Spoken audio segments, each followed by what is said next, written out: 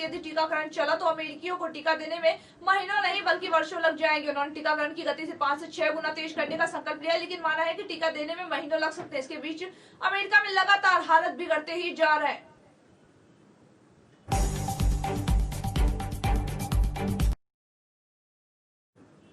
रूस के राष्ट्रपति व्लादिमीर पुतिन ने उम्मीद जताई कि भारत और रूस अगले वर्ष भी आपसी सहयोग को और बढ़ाने की दिशा में काम करते रहेंगे। वहीं उन्होंने कहा कि रूस और भारत क्षेत्रीय में वैश्विक एजेंडा पर सामुदायिक मुद्दों के समाधान के प्रयासों के साथ साथ रचनात्मक द्विपक्षीय सहयोग में को भी आगे बढ़ाने की दिशा में प्रयास जारी है।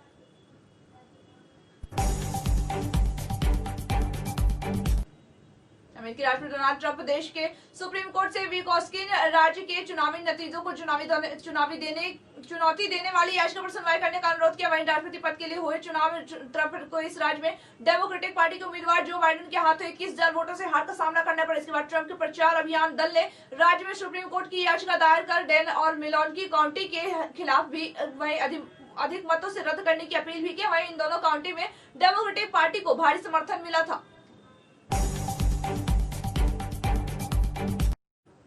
उत्तर कोरियाई नेता किम जोंग उन ने अगले महीने की शुरुआत में होने वाले सत्तारूढ़ पार्टी के महत्वपूर्ण सम्मेलन में रखे जाने के एजेंडा की समीक्षा की। वही मीडिया से आई खबरों के मुताबिक उन्होंने इन सभी अटकलों पर विराम लगा दिया है कि कोविड-19 महामारी के चलते इन बैठकों को टाला जा सके। जानकारी के मुताबिक किम और अन्य शीर्ष अधिकारियों से पोलतवीर की बैठक कर कांग्रेस से पेश किए जाने पर महत्वपूर्ण मुद्दों का भी अध्ययन किया गया है।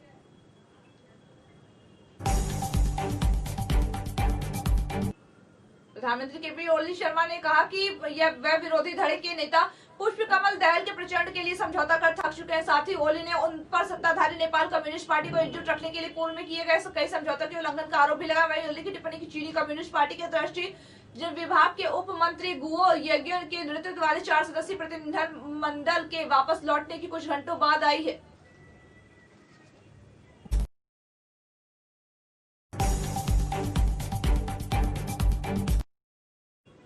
देश में वैश्विक महामारी कोरोना वायरस से संक्रमण के 21,822 नए मामले सामने दर्ज किए गए हैं। वहीं 299 नई मौतें भी हुई। इस दौरान 26,139 मरीज ठीक हो चुके। केंद्रीय स्वास्थ्य मंत्रालय के आंकड़ों के अनुसार पिछले 24 घंटों में कोरोना वायरस के 21,821 संक्रमित हैं। वहीं से देशों में संक्रमितों की संख्या बढ़ती जा रही है। वहीं इस दौरान 299 लोगों ने संक्रमितों के चलते अपनी जान भी गंवा दी है।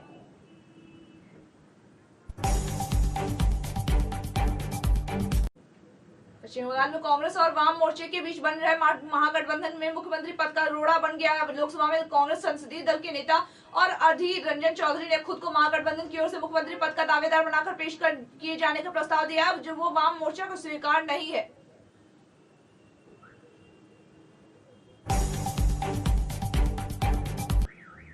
कांग्रेस के पूर्व अध्यक्ष और वायनाड से सांसद राहुल गांधी मोदी सरकार पर विभिन्न मुद्दों को लेकर निशाना साधते रहते हैं। वहीं कोरोना वायरस किसान आंदोलन, अर्थव्यवस्था सहित कई विषयों को लेकर वो केंद्र सरकार की आलोचना भी करते रहते हैं। वहीं इसी क्रम गुरुवार को उन्होंने एक बार फिर प्रधानमंत्री नरेंद्र मोदी पर हमला बोला। उन्होंने कहा कि सरकार ने उद्योगपति और अरबों रुपए की कर्ज माफ कर दिया है, जिसमें से 11 करोड़ गरीब परिवारों के 20,000 रुपए दिए जा सकते थे।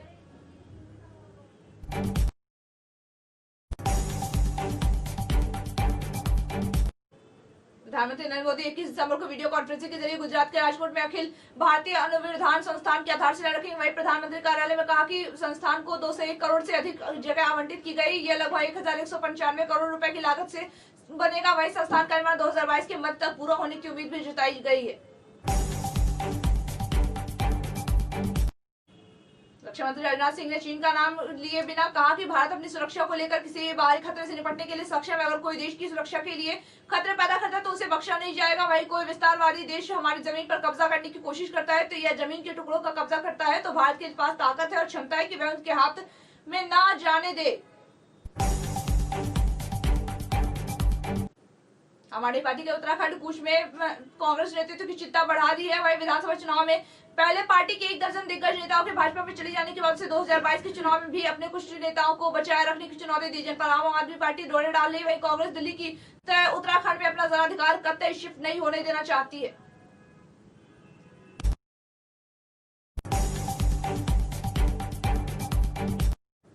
केरल विधानसभा ने प्रस्ताव पारित कर केंद्र के 3 नए कृषि कानूनों को वापस लेने की मांग की। केरल के मुख्यमंत्री पिनराई विजयन के केंद्र के 3 नए कृषि कानूनों के खिलाफ विधानसभा में प्रस्ताव कर केंद्र में बीजेपी को एनडीए सरकार पर निशाना साधे किसान के मुद्दों पर चर्चा करने और उनके साथ एकजुटता व्यक्त करने के लिए बुलाए गए 1 घंटे में विशेष सत्र में यह प्रस्ताव पेश किया गया। वहीं विजय ने प्रस्ताव पेश करते हुए नए कानूनों के तत्काल वापस ले जाने की मांग भी की है।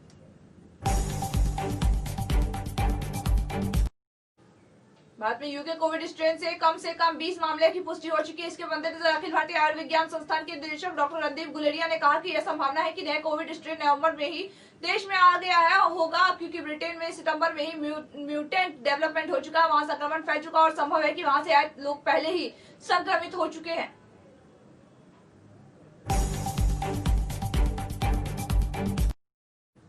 दिल्ली सरकार ने 25 नवंबर और 24 नवंबर के बीच ब्रिटेन की यात्रा से लौटे कोरोना वायरस के नए प्रकार से संक्रमित पाए गए लोगों के 4 निजी अस्पतालों में पृथक केंद्र बनाने को बुधवार को आदेश दिए। वहीं अधिकारियों ने बताया कि साकेत के मैक्स सुपर स्पेशलिटी अस्पताल और तुगलकाबाद इंस्टीट्यूशनल एरिया स्थित बत्रा अस्पताल एवं अनुसंधान केंद्र, वसंत कुंज के फोर्टिस सुपर स्पेशलिटी अस्पताल एवं गंगाराम अस्पताल के भी पृथक इकाइयां बनाने के निर्देश भी दिए गए हैं।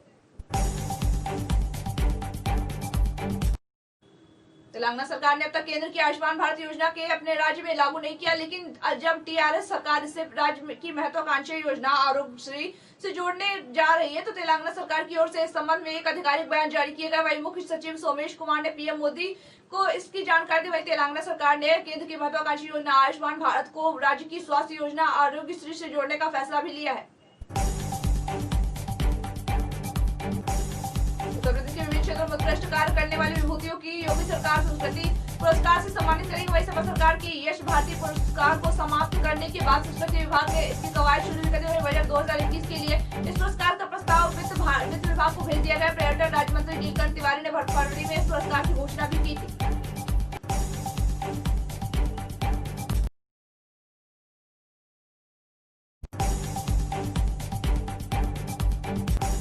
कृषि कानूनों के खिलाफ दिल्ली की सीमा पर प्रदर्शन कर रहे किसानों का आंदोलन आज 36वें दिन प्रवेश कर चुका है। वही केंद्र सरकार का 7वें दौर की वार्ता के बाद किसानों का नया साल 2021 से उम्मीदें हैं कि किसानों कृषि कानूनों को निरस्त करना, एमएसपी की गारंटी सहित 4 सूत्री मांगों पर किसानों की सरकार से 5 घंटे की वार्ता सकारात्मक परिणाम सामने आए हैं। वही किसान ने पराली और बिजली से संबंधित दोनों मुद्दों पर भी सरकार का रुख सकारात्मक होने पर दोनों पक्षों ने सहमति भी जताई है। आगरा लखनऊ एक्सप्रेसवे पर घने कोहरे के कारण 2 बसों में टक्कर हो गई। टक्कर के बाद दोनों बसें डिवाइडर पर चढ़ गई। गनीमत रही कि बसों की रफ्तार कम थी, जिससे बड़ा हादसा होने से टल गया है।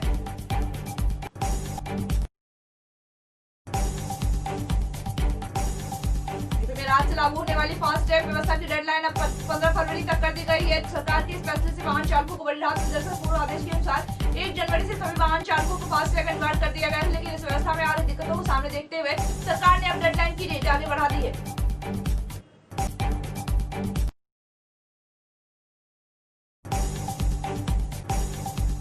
मध्य रेलवे का 56वां वार्षिक रेल सप्ताह समारोह का आयोजन सीनियर रेलवे इंस्टीट्यूट में वीडियो कॉन्फ्रेंसिंग के माध्यम से किया गया। वहां प्रबंधक राजीव चौधरी ने अधिकारियों और कर्मचारियों को प्रस्तुत किया। इस बार झांसी रेल मंडल को सर्वोत्तम मंडल माना गया। वहीं सर्वोत्तम स्टेशन प्रमाण पत्र झांसी स्टेशन कार्य बागवानी रेल पथ निर्माण विभाग अध्यक्ष आदि की शील्ड भी प्राप्त की गई है।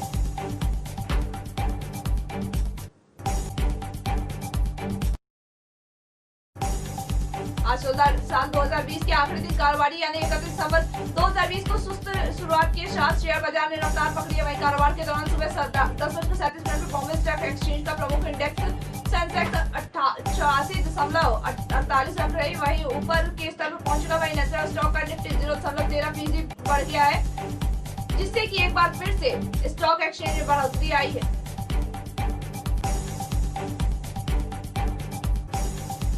कंपनियों की ओर से डीजल और पेट्रोल की कीमतों में आज कोई बढ़ोतरी लगातार 24वें दिन पेट्रोल डीजल की कीमतों में कोई बदलाव नहीं आया। इससे उपभोक्ता की काफी राहत मिली। आपको बता दें प्रतिदिन सुबह 6 बजे पेट्रोल डीजल की कीमतों में इजाफा आता है।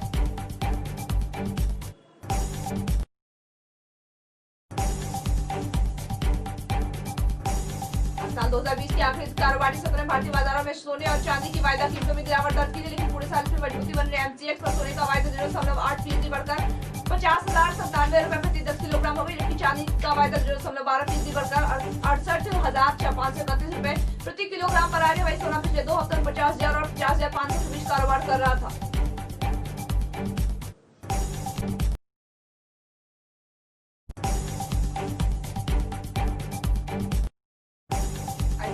के आखिरी दिन नई टेस्ट रैंकिंग जारी कर दी। हाल ही में संपन्न हुए 3 टेस्ट मैचों के बाद रैंकिंग में कई बड़े बदलाव किए गए। वहीं खिलाड़ियों की रैंकिंग में शीर्ष क्रम के बदलाव के तौर पर न्यूजीलैंड के कप्तान केन विलियम्स ने ऑस्ट्रेलियाई बल्लेबाज स्टीव स्मिथ और भारतीय कप्तान विराट कोहली के पीछे छोड़ते हुए नंबर 1 पर कब्जा कर लिया है।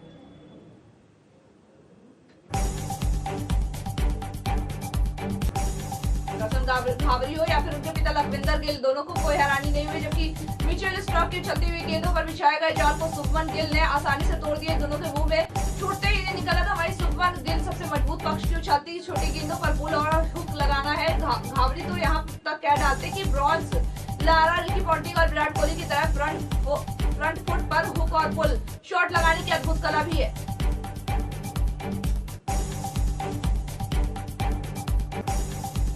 ऑस्ट्रेलिया के बीच 4 मैचों की टेस्ट सीरीज के 2 मुकाबले खेले जा चुके। दोनों टीमों में एक मुकाबले जीतकर सीरीज में बराबरी हो चुकी है। हालांकि बॉर्डर गावस्कर ट्रॉफी में खिलाड़ियों की चोटिल होना और सीरीज से बाहर होने का क्रम भी जारी है। इसी क्रम में भारतीय टीम के एक और तेज गेंदबाज उमेश यादव भी चोटिल होकर सीरीज से बाहर हो चुके हैं।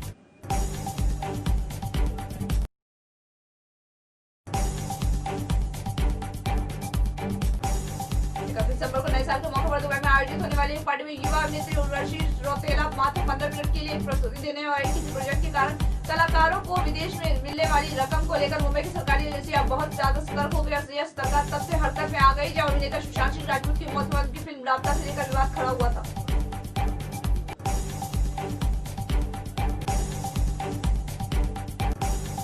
अभिनेत्री सोनाक्षी सिन्हा के लिए साल 2020 तो पर्दे से दूरी हुई, साल 2021 में मोबाइल तक ही सीमित रहेगी। वहीं सोनाक्षी ने फिल्मकार रीमा कागती को शो पॉन्टन के बाद एक वेब फिल्म का हस्ताक्षर किया है। वहीं इस वेब फिल्म का काम सोनाक्षी अपने वेब सीरीज के काम को खत्म करने के बाद शुरू करेंगी।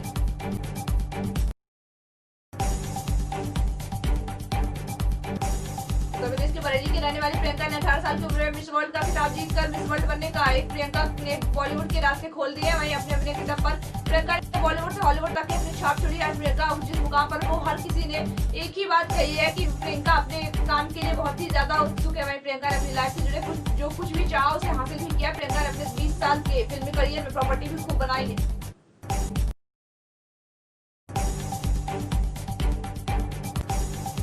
मलाइका ने बिकनी में तस्वीरें साझा की। अब उन्होंने एक ऐसी ड्रेस पहनकर तस्वीर साझा की जिसे देखने पर सोशल मीडिया यूजर्स ने ट्रोल करना शुरू कर दिया। मलाइका ने जो तस्वीरें साझा करी अब वो पौधों से बीच खड़े होकर पोज दे रही, साथ ही उनकी ड्रेस भी हरे रंग की ही है।